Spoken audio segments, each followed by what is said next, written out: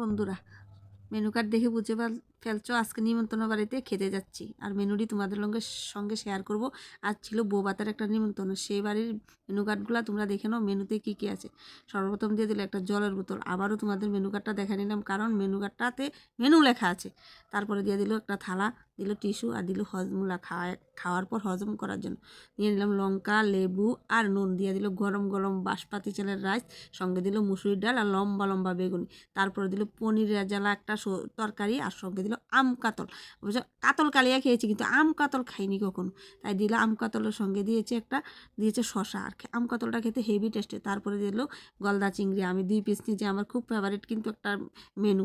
তারপরে দিল মটন কষা, তারপরে দিল পাঁপড়, দিল চাটনি, আর দিল কি জানো, গাজরের হালুয়া। এই ফার্স্ট খেলাম নিমন্ত্রণ বাড়িতে গাজরের হালুয়া। তো আজকে ছিল আমাদের খাবারের মেনু। আর সবশেষে খেয়ে নিলাম বাসুরের ছেলের বউ আর আমি মিলে ফুচকা। ছিল চায়ের স্টল, ফুচকা স্টল, আর ছিল পান দোকান। তো আজকের মেনুগুলো কেমন হলো কমেন্টে বলবো। আর ভিডিওটা ভালো লাগলে অবশ্যই সবাই সাবস্ক্রাইব করে দিয়ে বা। চলো টাটা, বাই, সবাই ভালো থাকো।